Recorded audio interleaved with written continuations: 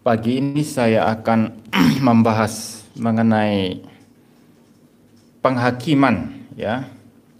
Dan ada banyak orang yang kemudian menjadi takut untuk memberikan penilaian, menjadi takut untuk membicarakan kebenaran, karena ada banyak orang yang berkata, "Jangan kamu menghakimi." Tuhan tidak pernah memerintahkan kita untuk menghakimi. Tetapi pendapat yang demikian ini adalah pendapat yang tidak membaca Alkitab secara keseluruhan. Ya, ada ayat yang mengatakan jangan menghakimi. Tapi ada ayat-ayat yang mengatakan bahwa manusia menghakimi. Dan bahkan ada secara eksplisit Tuhan Yesus berkata, kalau kamu menghakimi, hakimi dengan adil. Jadi mana yang benar? Kita boleh menghakimi atau tidak bisa menghakimi? Nah, kalau munculnya dua ayat ini, bukan dua ayat. Kalau munculnya firman Tuhan itu menyatakan tentang dua hal ini. Pertama, jangan menghakimi. Kedua, ada yang mengindikasikan atau bahkan ada pernyataan Tuhan Yesus sendiri yang mengatakan hakimi dengan adil. Berarti jawabannya ya dan tidak. Boleh tidak menghakimi? Boleh. Tapi sekaligus juga tidak. Dalam konteks apa boleh dan dalam konteks apa tidak. Nah, ini yang paling penting yang kita harus pelajari pada pagi hari ini.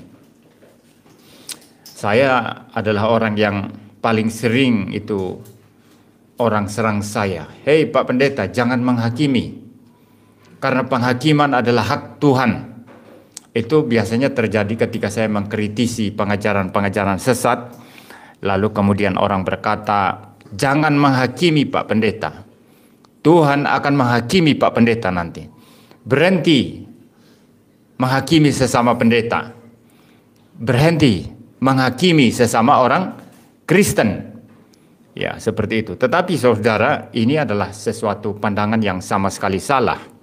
Ya, nanti kita akan bahas semuanya. Tetapi di sisi yang lain, ada juga orang-orang tertentu yang begitu gampang menghakimi orang lain, begitu gampang menilai orang lain itu hanya sepintas, ya. Dan ada orang-orang tertentu mungkin yang menganggap teologi mereka benar, doktrin mereka benar, lalu begitu gampang menghakimi orang lain. Bahkan sesamanya pun, ya, sesama gerejanya pun itu dihakimi. "Sesat kamu," begitu, ya. Lalu kemudian mereka bertengkar, lalu kemudian terpecah belah. Nah, ini orang yang sangat gampang menghakimi orang lain. Jadi selalu ada dua ekstrim kita temukan. Ada orang yang sama sekali tidak berani menilai, tidak berani menghakimi, karena Alkitab berkata jangan menghakimi, ya. Karena penghakiman yang kamu lakukan, ukuran yang kamu pakai juga akan diukurkan kepadamu, ya. Tapi ada semacam orang yang lain sama sekali tidak takut, begitu gampang menilai orang, begitu gampang menghakimi orang. Bahkan orang dekatnya, orang sesamanya langsung dihakimi, saudara. Nah, ini adalah dua ekstrim yang saya katakan itu ekstrim yang salah. Dan kita tidak boleh jatuh ke dalam dua ekstrim yang salah ini. Nah, yang pertama-tama saudara, kalau kita membaca Injil Matius tadi, ya, pasal 7 ayat 1 dan ayat yang kedua, itu dikatakan di sana, Injil Matius, ini saya belum ganti tadi, ya. Sebentar saudara, ya. Injil Matius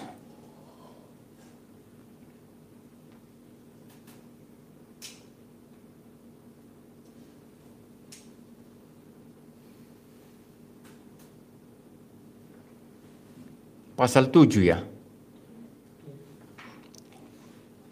Ayat 1 sampai 2, ya.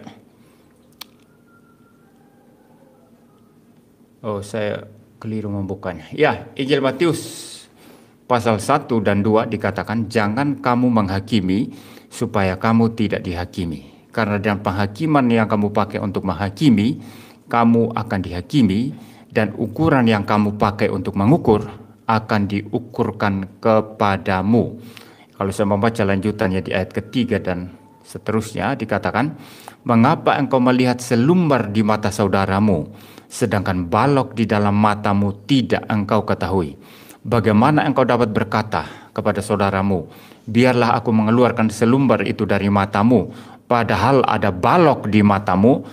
Ayat 5, hai orang munafik, keluarkanlah dahulu balok dari matamu, maka engkau akan melihat dengan jelas untuk mengeluarkan selumbar itu dari mata saudaramu. Kalau saudara memperhatikan konteks ini sangat jelas.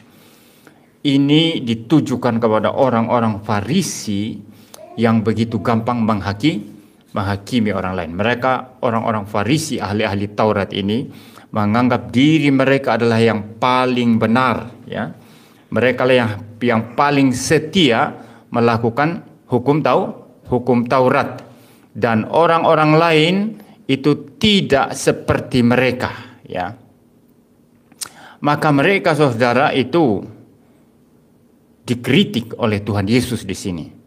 Dan dengan demikian juga ini merupakan pengajaran bagi semua orang yang mendengar, ya. Kalau saudara memperhatikan di sini tadi, itu jelas sekali bahwa yang tidak boleh menghakimi itu adalah apa?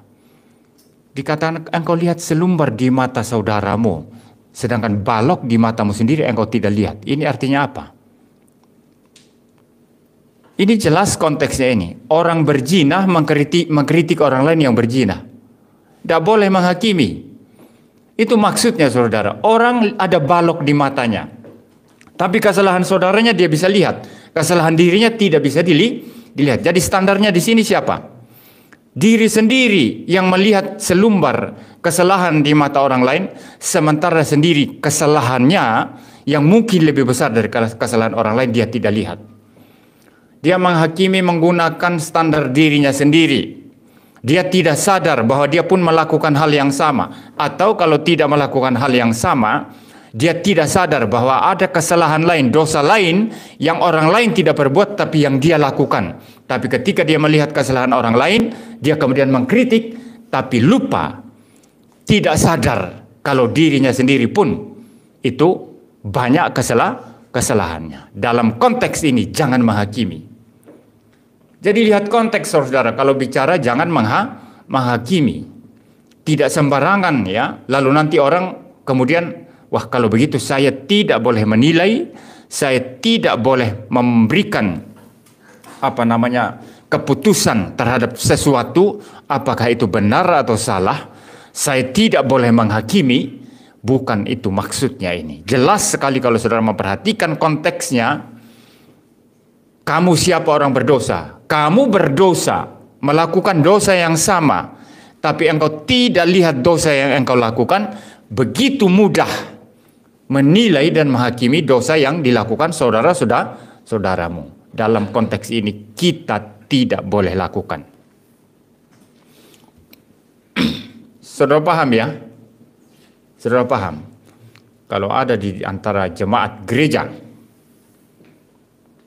kemudian ngamuk-ngamuk kepada saudaranya yang lain, dia marah. Kenapa marah? Kamu itu kalau beri persembahan jangan kayak gitu. Marah-marah dia, ngamuk-ngamuk, ya. Masa beri persembahan, kamu uangnya kamu angkat biar dilihat semua orang, lalu kamu jatuhkan pelan-pelan di kantong persembahan, tapi orang-orang sudah lihat, oh bapak itu memberi persembahan sekian. Gak boleh itu. Kamu sombong itu. Munafik kamu. Sementara dia pada suatu saat dia menyumbang untuk satu acara. Namanya lupa ditulis. Ditulis di surat di pengumuman bahwa dia sudah menyumbang. Maka dia ngamuk-ngamuk. Kenapa nama saya tidak ditulis? Dia marah luar biasa. Nah ini model kayak gini, dia menghakimi orang lain yang suka taruh persembahan di kantong itu dengan memperlihatkan dulu uang yang dia taruh di kantong supaya orang-orang lihat bahwa dia persembahan banyak. tapi diri sendiri begitu namanya tidak dicantumkan di dalam pengumuman bahwa dia pernah menyumbang untuk satu acara, dia marah-marah. Nah, model yang kayak gini tidak boleh menghakimi. Ini yang dimaksud oleh Tuhan Yesus di sini. Jadi konteksnya sangat jelas. Ya, orang kemudian ngamuk-ngamuk. Pak Pendeta MYM, kemarin saya lihat setelah pulang gereja Pak Pendeta, Anda itu bicara banyak sama Nona A. Lama sekali bicara sama Nona A, Pak Pendeta. Gak boleh itu Pak Pendeta. Pendeta kok tidak ada sopan santunnya. Etikanya gimana Pak Pendeta? Istri Pak Pendeta kemarin di mana? Mungkin dia tidak lihat istri saya duduk nyelempit ya. Marah dia. Tidak boleh begitu Pak Pendeta. Dia sendiri pergi belanja ke pasar. Lihat nona-nona cantik jualan sayur.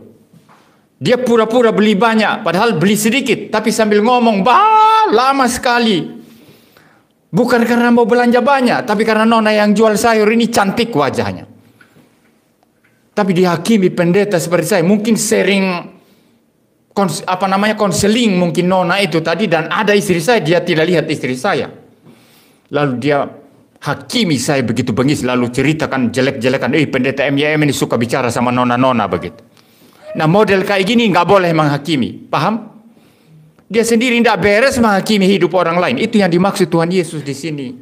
Bukan sama sekali tidak boleh menghakimi. Kalau sama sekali tidak boleh menghakimi, saya mau tanya, orang Kristen boleh jadi hakim enggak?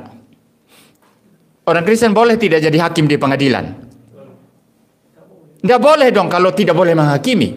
Karena hakim kerjanya menghakimi. Paham ya? Orang tua pun susah loh kalau begitu. Dua anak bertengkar berkelahi. Buk-bak. Lalu papa mamanya panggil. Hei. Ini kenapa saling pukul? Yang satu bilang, dia yang salah tadi. Yang satu bilang, dia yang salah. Lalu kemudian kita mulai menilai. Waktu menilai bertanya itu menghakimi itu. Itu namanya menghakimi. Saudara paham tidak? Anda bertanya baik-baik untuk menemukan siapa yang salah. Dan ketika yang salah sudah ditemukan, lalu dijatuhkan disiplin atau hukuman bagi yang salah itu. Ini namanya apa? Penghakiman, saudara. Ini namanya menghakimi. Penghakiman dalam keluarga. Kalau keluargamu tidak pernah seperti itu, keluarga itu akan rusak sekali nantinya. Saya percaya keluarga yang tidak pernah menjalankan penghakiman yang benar bagi anak-anaknya, itu keluarganya akan rusak. Anaknya bertengkar, berkelahi, buat apapun dibiarkan bebas. Semua bebas. Nah, untuk mencari tahu siapa yang salah, siapa yang tidak, Anda mesti panggil dua-duanya. Dan itu penghakiman. Mirip dengan yang terjadi di pengadilan. Betul ya? Jadi banyak orang bodoh mengambil ayat ini. Jangan menghakimi supaya kamu tidak dihakimi. Pak Pendeta, kamu banyak menghakimi sesama pendeta. Bertobat Pak Pendeta. Inilah orang bodoh yang membaca Alkitab hanya satu bagian, tapi tidak membaca secara keseluruhan. Orang Kristen tidak boleh jadi hakim dong, tapi ada banyak orang Kristen jadi hakim. Dan bahkan Alkitab sendiri berbicara mengenai pemimpin-pemimpin yang menghakimi. Tadi sudah dibacakan, mari kita buka sekarang. Keluaran pasal 18. Keluaran pasal 18. Saya membaca 2 ayat saja. Yang pertama ayat 16. Mungkin saya baca dari ayat 15 ya. Kata Musa kepada mertuanya, sebab bangsa ini datang kepadaku untuk menanyakan petunjuk Allah. Apabila ada perkara di antara mereka, maka mereka datang kepadaku dan aku mengadili antara yang seorang dan yang lain. Lagi pula, aku memberitahukan kepada mereka ketetapan-ketetapan dan keputusan-keputusan Allah. Musa jelas berkata di sana apa? Ketika orang-orang Israel datang kepadanya, karena ada satu kasus atau perkara tertentu yang harus diselesaikan atau dicarikan solusinya, Musa berkata apa? Aku mengadili mereka. Ada pengadilan yang dijalankan oleh Musa. Di dalam pengadilan itu ada penilaian enggak? Ada penghakiman enggak? Ada menentukan salah benar enggak? Itu namanya menghakimi. Dan Musa di sini menghakimi. Maka dikatakan aku mengadili. Di pengadilan itu ada penghakiman itu di sana. Ada jaksa yang menuntut terdakwa. Ada pengacara yang membela terdakwa. Dan nanti yang memutuskan apakah seseorang itu salah atau tidak. Dan kalau salah hukumannya seberapa berat, itu adalah hakim. Itu ada pengadilan, ada penghakiman di dalamnya, saudara. Ya.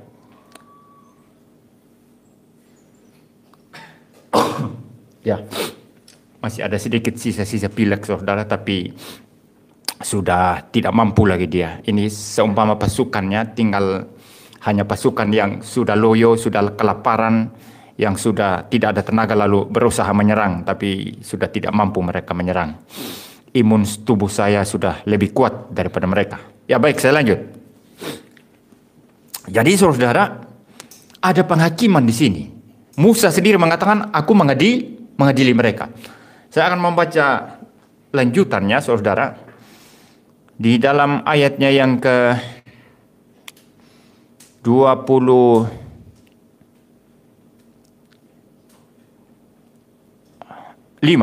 ya, dan seterusnya. Nah, ini sebelum saya membaca begini, ketika Musa bercerita kepada mertuanya yaitu Imam Jitro, orang-orang Israel ini datang kepadaku meminta petunjuk dan aku mengadili mereka. Semua orang Israel itu masalah apapun, entah masalah kecil atau besar, mesti datang kepada Musa untuk meminta petunjuk. Dan ketika Imam Jitro melihat itu, wah, tidak baik yang kau lakukan ini. Engkau akan terlalu capek mengurusi perkara mereka dari pagi sampai malam, dan orang-orang ini berdiri antri. Ya, ini saya parafrase, saya cerita bebas ya. Berdiri antri di hadapan, capek juga mereka. Karena ada banyak perkara yang harus diselesaikan. Orang Israel yang dibawa keluar oleh Musa dari Mesir itu berapa banyak? 2 juta orang. 2 juta orang. Dan setiap hari harus menangani perkara-perkara mereka. Betapa repotnya. 2 juta orang lebih banyak dari penduduk kota Malang. Karena penduduk kota Malang hanya 1 juta lebih orang. Dan setiap hari ada orang yang datang berduyun-duyun meminta perkaranya diselesaikan oleh Musa. Maka Jitro berkata, tidak baik yang kau lakukan ini. Dan Jitro ini bukan orang percaya Tuhan.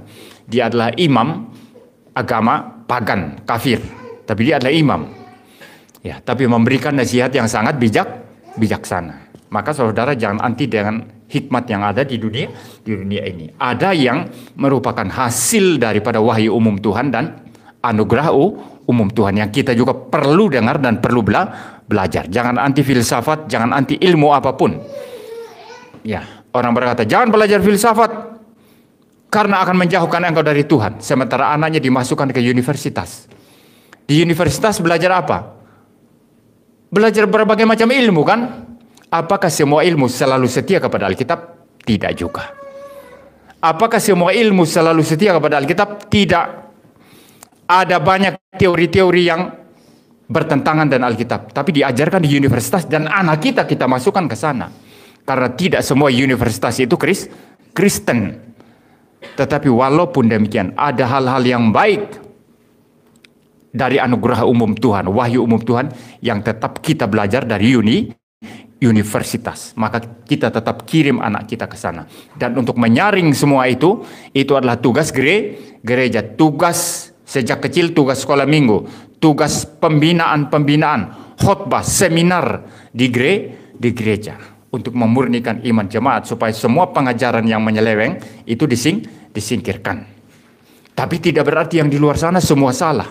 Ada hasil wahyu umum dan anugerah umum Tuhan Allah.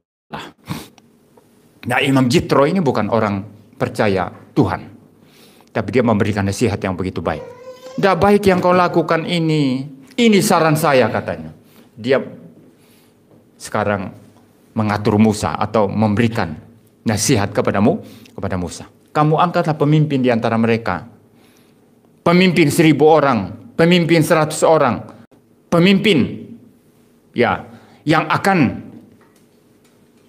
memimpin kelompok-kelompok itu, dan nanti yang datang menghadap kepadamu hanya pemimpin-pemimpin. Tidak semua rakyat datang berbondong-bondong menghadap. Ya, jadi Musa lebih ringan perkaranya, dan perkara yang dibawakan kepadamu itu hanya yang berat-berat saja, sehingga engkau tidak terlalu capek. Sedangkan perkara yang ringan-ringan biarlah diselesaikan oleh pemimpin-pemimpin, dan pemimpin-pemimpin itulah yang mengadili mereka. Jadi di sini Musa mengadili, para pemimpin yang diangkat mengadili, dan Musa mengikuti saran daripada mertuanya yang bijaksana itu tadi. Saya membaca sekarang ayat 25 ya. Keluaran 18 ayat 25. Dari seluruh orang Israel, Musa memilih orang-orang yang cakap dan mengangkat mereka menjadi kepala atas bangsa itu, menjadi pemimpin 1000 orang, pemimpin 100 orang, pemimpin 50 orang, dan pemimpin 10 orang. Mereka ini mengadili. Ada penghakiman tak? Ada, mengadili, ada penghakiman. Di antara bangsa-bangsa itu sewaktu-waktu. Perkara-perkara yang sukar dihadapkan mereka kepada Musa. Tetapi perkara-perkara yang kecil diadili mereka sendiri. Jadi ada pengadilan, saudara, yang dijalankan oleh Musa untuk perkara-perkara sulit, dan oleh pemimpin-pemimpin yang diangkat untuk 1000 orang, 100 orang, 50 orang, 10 orang, untuk mengadili perkara-perkara yang lebih ringan. Di sini ada penghakiman enggak? Ada. Kalau begitu ketika Tuhan Yesus berkata, jangan menghakimi, apakah dia melarang jangan menghakimi sama sekali? Bukan. Kalau begitu berarti Yesus sendiri bertentangan dengan firman-Nya yang ada dalam Keluaran 18 ini. Jangan menghakimi yang dikatakan Tuhan Yesus itu penghakiman yang ngawur. Kamu menghakimi orang lain. Hei teman, jangan berzina. Dia sendiri main pelacur. Iya kan? Hei teman, kamu harus bayar hutang loh. Hutang harus bayar. Tapi dia sendiri hutang, ngemplang, nggak bayar. Sampai dikejar-kejar itu apa namanya itu? Apa namanya dia? Dikejar-kejar itu apa namanya? Suka kadang-kadang menakut-nakut orang. Oh, debt collector. Debt collector ya. Ditagih-tagih tukang kredit begitu. Ini kan ngawur, saudara. Nasihat orang, wah sampai mulutnya itu licin sekali, berminyak sekali waktu bicara ya. Kamu kalau hutang harus bayar ya. Atau bila mana perlu tidak usah berhutang. Tapi kalau sudah berhutang harus bayar. Nasihat begitu. Wah, mungkin kalau dia di gereja pimpin anak remaja atau pemuda begitu bagus. Tapi dia sendiri di rumahnya dikejar-kejar debt collector. Lalu dia mulai ngamuk-ngamuk kalau ada orang yang berhutang, tidak bayar. Ini tidak cocok, saudara. Penghakiman yang dijalankan adalah penghakiman yang palsu. Dan Tuhan Yesus berkata, jangan menghakimi.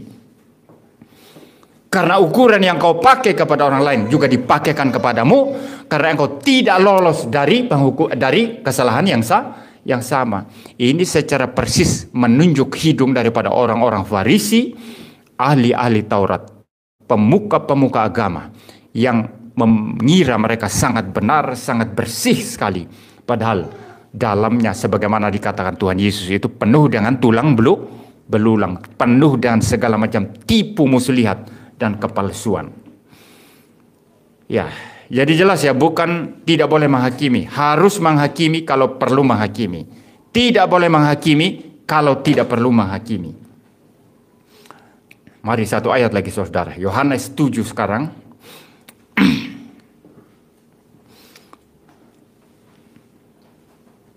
Yohanes 7 ayat 24.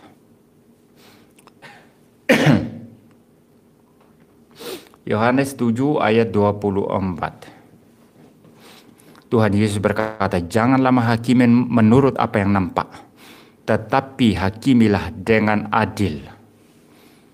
Nah, kalimat ini keluar dari mulut Tuhan Yesus ketika dia sedang berdebat dengan orang-orang Yahudi. ada perdebatan yang panjang di situ. Dan pada akhirnya mereka ingin membunuh Tuhan Yesus. Di ayat 20 dikatakan orang banyak itu menjawab, engkau kerasukan setan. Mereka ini katakan kepada Tuhan Yesus ya. Siapakah yang berusaha membunuh engkau? Jawab Yesus kepada mereka, hanya satu perbuatan yang kulakukan dan kamu semua telah heran. Jadi Musa menetapkan supaya kamu bersunat. Sebenarnya sunat itu tidak berasal dari Musa, tapi dari nenek moyang kita. Maksudnya Abraham ya. Dan kamu menyunat orang pada hari Sabat. Jikalau seorang menerima sunat pada hari Sabat, supaya jangan melanggar hukum Musa, mengapa kamu marah kepadaku? Karena aku menyembuhkan seluruh tubuh seorang manusia pada hari Sabat. Jadi konteksnya di sini Tuhan Yesus menyembuhkan orang pada hari Sabat. Menyembuhkan orang pada hari Sabat. Dan bagi orang-orang Farisi, ahli-ahli Taurat, pemuka-pemuka agama ini, tidak boleh menyembuhkan orang pada hari Sabat, karena itu adalah bekerja. Dan kalau bekerja pada hari Sabat, itu mencemari hari Sabat, kekudusan hari Sabat, dan orang ini layak dihukum. Saudara paham ya? Tapi ini adalah tafsiran mereka sendiri atas Sabat yang ditambah-tambah. Dan Tuhan Yesus melawan itu. Ya. Lalu Tuhan Yesus memberikan ilustrasi sunat. Kamu hari Sabat menyunat orang. Karena kamu bilang taat kepada hukum Musa. Lalu sunat orang. Karena setiap bayi mesti disunat pada hari keberapa? Ke-8. Semua bayi orang Israel, orang Yahudi itu selalu disunat pada hari ke-8. Dan kalau pada hari ke-8 itu tepatnya hari Sabat, tetap harus sunat. Paham ya? Jadi demi menegakkan hukum Musa, mereka menyunat orang pada hari Sabat. Wajib itu. Dan Tuhan Yesus berkata sebetulnya sunat bukan perintah Musa.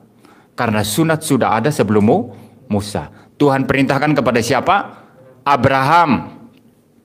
Sunat Abraham. Anak-anakmu sunat. Semua laki-laki sunat. Dan Yesus berkata, kamu menyunat orang pada hari Sabat.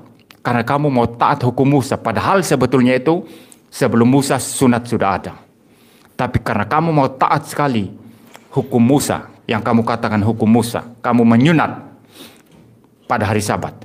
Mengapa kamu marah kepadaku yang menyembuhkan seluruh tubuh orang pada hari Sabat? Aku melakukan kebaikan pada hari Sabat. Mengapa engkau melarang? Nah, kalau ikut pemikiran orang-orang Farisi ini, saudara, yang pikirannya kacau ini, berarti rumah sakit tutup pada hari Minggu. Paham ya? Ini konyol sekali ya saudara ya. Jadi kalau datanglah Bapak Bambang gitu ya, dibawa ke IGD, rumah sakit Kristen, menggap-benggap ya, karena serangan jantung. Lalu kemudian IGD di sana, satpam berkata, oh maaf hari Minggu nggak buka. Ini rumah sakit Kristen, hari Minggu dilarang bekerja, maka tidak boleh. Pergi ke rumah sakit lain aja, rumah sakit Islam atau rumah sakit pemerintah. Ini konyol sekali. Konyol ya. Maka hari Sabat, dalam konteks kita Kristen sekarang, hari Minggu, itu ada bijaksana penerapannya. Kalau kerjamu hari Senin sampai Sabtu, hari Minggu harus istirahat. Tapi kalau kerjamu adalah dokter dan perawat, yang tetap harus merawat pasien pada hari Minggu, tetap harus kerja pada hari Minggu. Tetapi sebisa mungkin kalau kamu Kristen, pada jam-jam ibadah, kamu harus minta izin atau tukar dengan temanmu, tetap harus ibadah. Jangan karena kerja, lalu kemudian tidak ibadah. Nanti setelah ibadah, kerja lagi. Tapi kalau ikut pemikiran konyol daripada orang-orang Yahudi yang bodoh ini, itu berarti rumah sakit tutup pada hari Minggu ya. Dokter tidak boleh merawat pasien pada hari Minggu. Perawat tidak boleh kerja pada hari Minggu. Kalau begitu, dilarang sakit pada hari Minggu. Jadi kalau sakit, atur saja. Sakit hari Senin sampai Sabtu. Kalau Minggu, harus sembuh. Tidak sembuh pun harus sembuh. Karena tidak ada rumah sakit, tidak ada dokter, tidak ada perawat pada hari Minggu. Tidak ada obat-obatan pada hari Minggu. Ini konyol sekali, saudara. Dan Yesus sedang merombak sebetulnya tafsiran mereka yang kacau terhadap Taurat Musa, terhadap perintah Musa.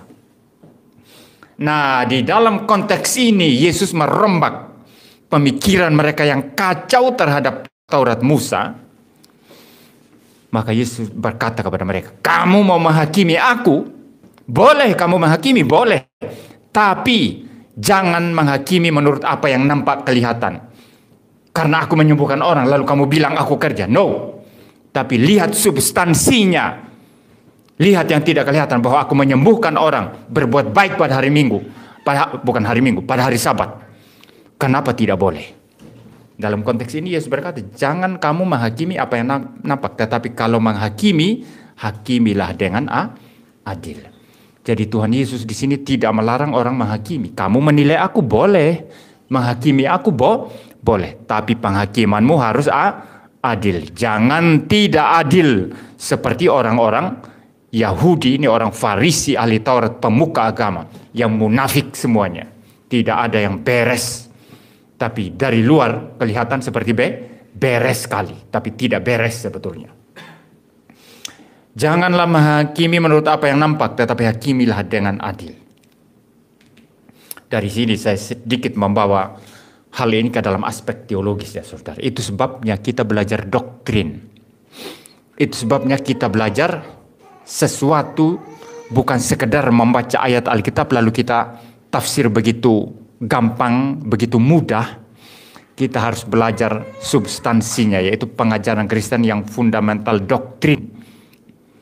Dan doktrin ini memberikan wawasan, worldview kepada kita, kerangka yang utuh kepada kita, perspektif yang utuh, bagaimana kita menilai segala sesuatu, bagaimana kita menghakimi segala sesuatu. Nah, kalau saya tidak akan pernah menilai sesuatu berdasarkan yang kelihatan di permukaan. Saya taat apa yang dikatakan Tuhan Yesus. Mau menilai, mau menghakimi, jangan yang hanya nampak di permukaan. Maka sekarang ramai ya itu memaki-maki presiden ya. Ramai kan? Dulu dipuji-puji kan? Oh hebat ini, presiden paling bagus ini. Begitu ada satu kesalahan, langsung dimaki-maki, dihina-hina, dihujat-hujat. Nah inilah ciri-ciri orang yang suka menghakimi orang berdasarkan yang kelihatan. Tapi yang tidak kelihatan, pergumulan di belakang itu mereka tidak lihat. Kalau saya melihat yang tidak kelihatan, itu sebabnya saya tidak ikut mengkritik. Tapi sebaliknya, saya harus mendukung. Ya, saya harus mendukung. Sama juga saudara. Pak pendeta ini ngamuk-ngamuk kemarin. Lalu kemudian, pendeta itu tidak bisa mengekang amarahnya, tidak bisa menguasai dirinya. Jangan dengarkan lagi khotbahnya. Lalu menyebar berita, lalu orang mulai memaki-maki, orang mulai, pendeta itu tidak baik, tidak beres, itu tidak bagus itu. Tapi dia tidak melihat esensinya, mengapa pendeta itu marah. Saudara tahu ya, mengapa pendeta itu marah? Ternyata pendeta itu marah karena ada orang yang tidak beres dalam gereja, tapi sudah mengatur segala sesuatu dengan ketidakberesannya. Maka pendeta ini marah sekali. Marahnya benar atau tidak? Benar saudara. Kalau ada yang tidak beres, lalu orang tidak beres ini mengatur segala sesuatu, menguasai segala sesuatu. Tapi pendeta diam aja, ini pendeta yang jahat, pendeta yang tidak beres. Nah ketika pendeta ini marah, orang hanya lihat marahnya saja. Tidak ada kasih, tidak ada apa. Tapi gagal melihat substansinya. Kita tidak boleh seperti itu saudara. Demikian juga ketika kita menilai orang.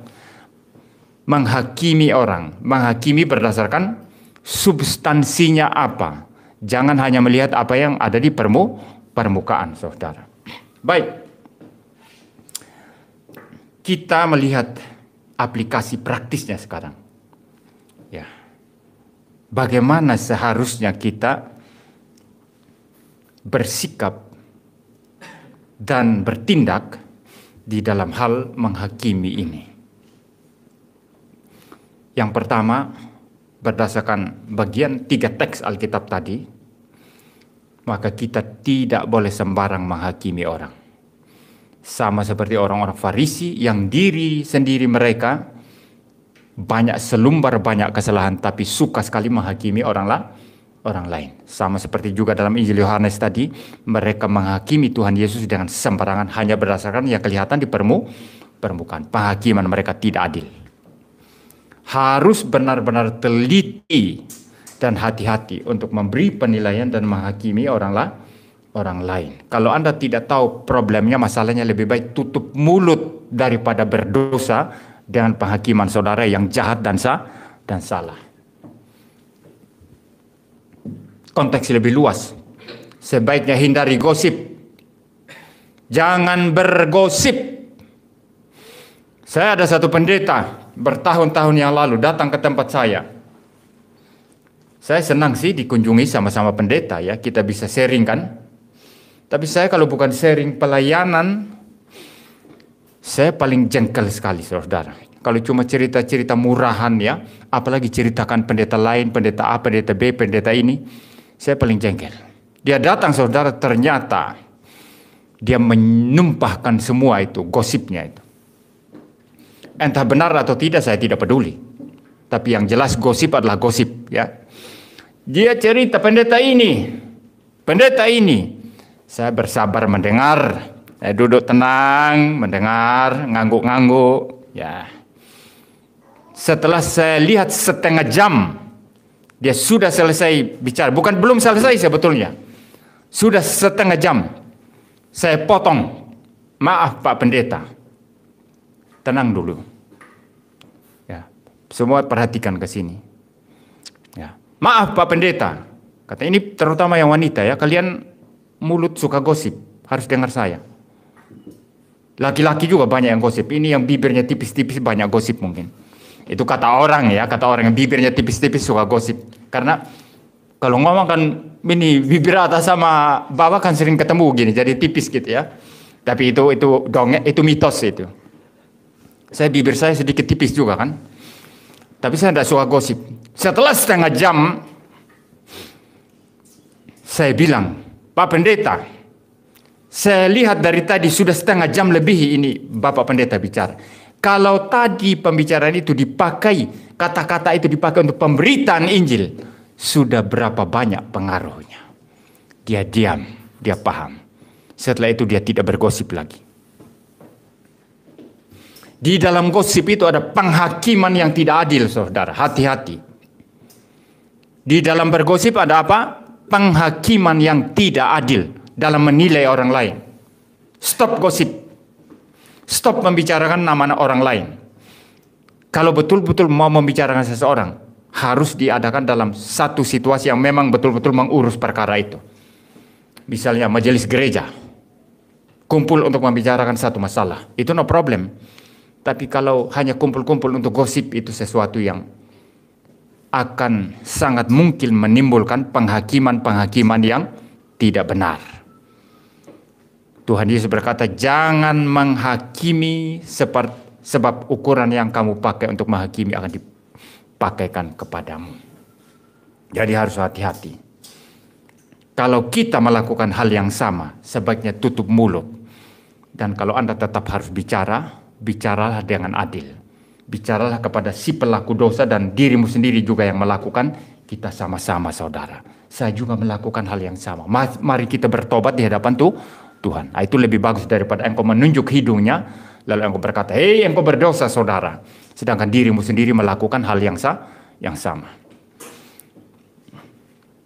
Jadi harus berhati-hati. Kedua, jikalau terpaksa kita harus menghakimi, menilai dan menjudge seseorang karena apa yang dia lakukan atau yang dia kerjakan atau yang dia ajarkan atau buah pikirannya, maka haruslah kita menghakimi dengan prinsip-prinsip Alkitab.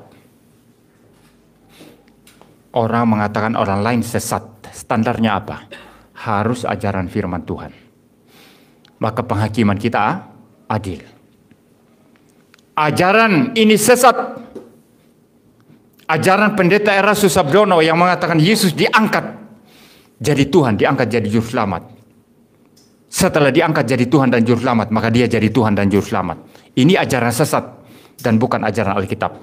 Lalu orang berkata, Pak Pendeta, jangan menghakimi, tapi penghakiman saya adil, dan yang menghakimi bukan saya, Alkitablah yang menghakimi. Maka penghakiman kita harus berdasarkan Alkitab. Jangan pernah menilai dan menghakimi di luar prinsip Alkitab. Engkau berdosa. Ini penting sekali. Termasuk dalam menilai satu situasi, satu masalah, satu kasus. Di samping melihat secara keseluruhan, jangan hanya melihat apa yang di permukaan, tapi betul-betul teliti melihat substansinya. Maka saudara, kita harus memberikan penilaian dan judgement itu berdasarkan apa yang dikatakan Alkitab. Di luar itu dosa adanya. Maka sekali lagi di sini jangan sembarang menghakimi. Kalau Anda tidak pasti bahwa itu adalah ajaran Alkitab. Kecuali Anda pasti bahwa orang ini melawan ajaran Alkitab, Anda harus menghakimi dia berdasarkan ajaran Alkitab. Berdasarkan prinsip Alkitab. Di luar prinsip Alkitab, dosa adanya, salah adanya. Terakhir ketiga, dalam penghakiman itu ada yang bertanggung jawab, ada yang tidak bertanggung jawab. Seorang membunuh sesamanya, lalu karena jengkel. Mungkin saudara jengkel lihat berita TV ya, karena pembunuhan itu sangat keji. Lalu Anda tulis-tulis di media sosial, Pak polisi tangkap orang ini, bila perlu langsung tembak mati saja, tidak usah dibawa ke pengadilan. Anda sudah menjalankan penghakiman itu, paham ya? Tapi apakah hak Anda menghakimi dia pembunuh? Menghakimi pembunuh hak Anda atau tidak? Bukan saudara. Itu tugas polisi yang memeriksa. Sudah ada 2 alat bukti. Nanti kasusnya dia ditersangkakan. Kasusnya dilimpahkan ke kejaksaan. Kejaksaan mulai membuat tuntutan. Dibawa ke pengadilan. Pengadilan yang memutuskan nanti dia ditembak mati. Atau dihukum 10 tahun. Atau bagaimana. Tapi sering kita menilai berlebihan. Betul ya? Dulu waktu kasus polisi tembak polisi itu. Wah, orang di mana-mana teriak-teriak. Begitu lihat polisi aja, semua polisi dihakimi, saudara. Padahal yang tembak polisi ini kan cuma satu polisi ya. Ya beberapa polisi ya. Tapi dalangnya itu kan perwira polisi itu kan, bintang 3 itu kan. Bintang 2 apa bintang 3 ya? Bintang 2 ya. Irjen. Irjen itu bintang 2. Kalau Brigjen bintang 1. Kalau Komjen itu bintang 3. Kalau general itu bintang 4. Ya, di bawah bintang 3 di bawah bintang 1 apa? Di bawah Brigjen apa? Ada yang tahu? Kolonel. Ya, ini pengetahuan umum saudara ya. Jadi perwiranya itu yang jadi dalang, tapi dia ada kerjasama dengan orang-orang lain termasuk polisi yang kerucuk-kerucuk. Tapi begitu lihat polisi saja, karena masyarakat ini sudah jengkel sekali dengan peristiwa itu, polisi pun ikut dihakimi saudara. Masa lihat polisi baris berbaris loh ya, polisi baris berbaris, mulai teriak, hei Sambo, Sambo, Sambo. Loh polisi mereka ini tidak tahu apa-apa kasus itu. Tapi karena masyarakat sudah sangat jengkel, dan ini penghakiman yang jahat. Anda menghakimi semua polisi saudara. Padahal yang tembak polisi itu hanya beberapa orang. Sering kita melakukan itu saudara. Dan ini penghakiman yang jahat saudara. Bukan tugas Anda menghakimi. Ada hakim di pengadilan nanti yang menghakimi. Paham ya? Demikian juga di gereja. Ketika saudara mau melakukan kesalahan, kamu tidak boleh menghakimi. Kamu hanya punya hak dan bertanggung jawab untuk melaporkan kepada gereja, kepada majelis. Dengan bukti-bukti yang ada. Kalau dia selingkuh, kamu foto lah ya. Dia lagi ciuman foto, tapi diam-diam. Kalau tidak diam-diam, nanti kamu dihajar kamu nanti. Ya. Atau rekam video diam-diam. Bila perlu harus ada suaranya. Bawa kepada Pak Pendeta. Bawa kepada majelis gereja. Nanti majelis gereja itu yang mempunyai hak untuk menyidang. untuk menyelesaikan kasus itu, untuk menghakimi, bukan kamu. Karena kamu anggap sudah sangat suci, lihat orang, ini jemaat teman saya dengan istri orang. Selingkuh mereka, lalu Anda hajar dia. Pukuli dia mati-matian, lalu datang lapor. Pak Pendeta, saya sudah pukul dia, Pak Pendeta. Dia jahat, dia selingkuh. Pendeta yang benar itu akan bilang, kamu haknya apa memukul dia? Hak apa kamu memukul dia? Paham ya saudara? Jadi di dalam mengadili, di dalam menghakimi itu, ada yang bertanggung jawab, ada yang punya hak, ada yang tidak punya hak. Dan dia tidak harus bertanggung jawab menghakimi. Nah, contoh-contohnya apa? Kalau di pengadilan ada hakim yang mengadili, yang menghakimi. Kalau di gereja ada majelis gereja yang menilai lalu kemudian membuat keputusan. Kalau jemaat sudah salah, kita tidak menghukum jemaat.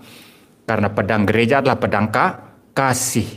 Yang kita minta adalah pertobatan. Maka yang dijalankan adalah disiplin gereja, bukan penghukuman. Ya, kalau ada kesalahan ditahan dari perjamuan kudus, dari semua pelayanan yang ada sampai dia bertobat. Nah, itu saudara ya.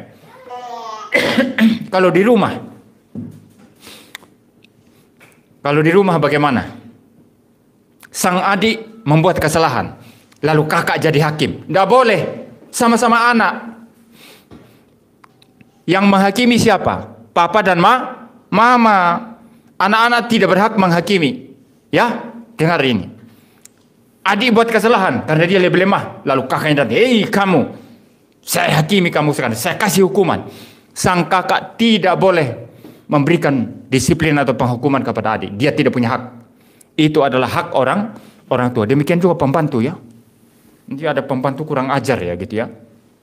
Karena dia dipercayakan untuk mengurus anak-anak ya. Orang-orang kaya kan punya pembantu ya saudara ya. Mereka menggaji pembantu setiap bulan. Lalu pembantu ini kemudian anak-anak melakukan kesalahan, tapi dia tidak diberi wewenang. Dia mulai menghakimi, memberi disiplin. Oh, ini tidak boleh saudara. Di sekolah bagaimana? Di kampus bagaimana? Yang berhak menilai siapa? Berhak menghakimi siapa? Dosen, bukan mahasiswa. Kurang ajar sekali kalau mahasiswa menilai dosen. Paham ya saudara? Jadi penghakiman itu adalah yang punya hak. Nah, kalau masalah ajaran sesat, siapa punya hak? Bukan hanya pendeta, semua orang Kristen, tetapi ada syaratnya. Semua orang Kristen yang belajar teologi dengan benar. Semua orang Kristen yang memahami firman Tuhan. Bila mana mendapati ajaran sesat yang diajarkan seseorang dan dia tahu persis ajaran itu sesat dan dia mengerti teologi dengan benar, harus berani berkata, Pak Pendeta, ini ajaran sesat yang kau ajarkan. Bertobat Pak Pendeta. Penghakiman yang semacam itu tidak salah. Saudara paham ya? Jadi siapa yang tanggung jawab menghakimi? Siapa yang punya hak? Yang tidak punya hak tidak boleh menghakimi. Maka dengan demikian nanti kalau semua prinsip ini dijalankan, penghakiman itu menjadi penghakiman yang adil. Penghakiman yang sesuai dengan prinsip-prinsip Alkitab.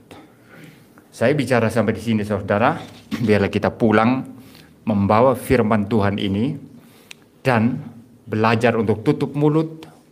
Jangan menilai menghakimi apapun yang kita tidak tahu apa-apa dan yang kita tidak punya hak apa-apa.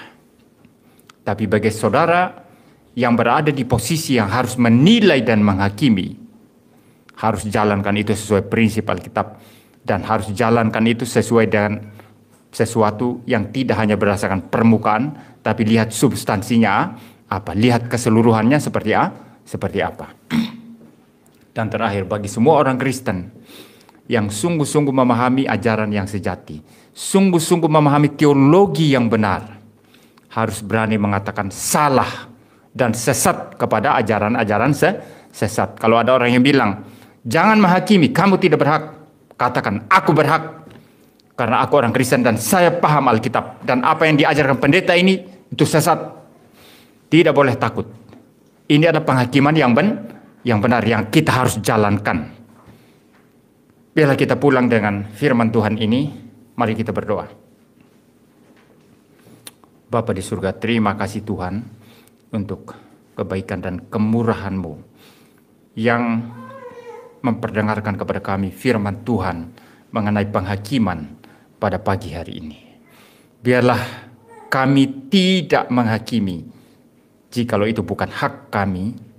Biarlah kami harus berhati-hati dan tidak sembarangan menilai, menghakimi.